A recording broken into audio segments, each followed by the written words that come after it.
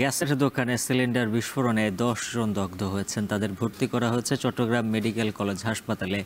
এর মধ্যে বেশ কয়েকজনের অবস্থা আশঙ্কাজনক। বিস্তারিত জানাতে চট্টগ্রাম মেডিকেল থেকে যুক্ত আছেন সহকর্মী হাজেরা শিউলি। শিউলি, জানাবেন বিস্ফোরণের কারণ সম্পর্কে কোনো কিছু জানা গেল কিনা? দগ্ধদের শারীরিক অবস্থা কেমন? চিকিৎসকরা কি বলছেন?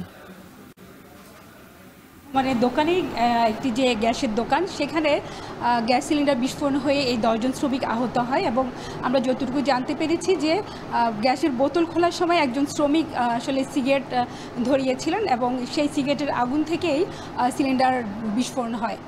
এবং এখানে যারা এসেছে তাদেরকে দুর্ঘটনার পরেই চট্টগ্রাম মেডিকেল কলেজ হাসপাতালের যে বার্ন ইউনিট আছে সেখানে ভর্তি করানো হয়েছে এবং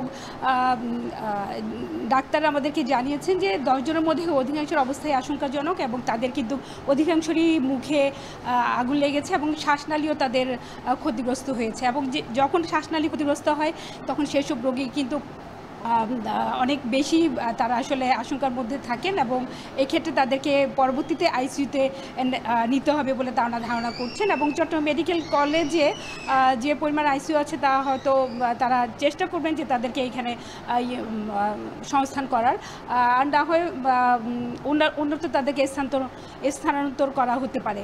তো বার্ন ইউনিট আসলে আগুনে পোড়া রোগীদের ক্ষেত্রে 30% বেশি পুড়ে গেলে কিন্তু তারা ঝুঁকির মধ্যে থাকেন এবং এক্ষেত্রে তাদের আসলে যদি শ্বাসনালী পুড়ে যায় তখন অনেক বেশি আশঙ্কাজনক অবস্থায় থাকে। এবং চট্টগ্রাম কিন্তু প্রতিনিয়ত এই ধরনের গ্যাস সিলিন্ডার বিস্ফোরণের ঘটনা ঘটে এবং এখন সে কারণেই যে আগুনে পোড়া রোগীদেরকে যথাযথ চিকিৎসা দেওয়ার জন্য বার্ন ইউনিটের নির্মাণের কাজ চলছে হাসপাতালের পাশেই।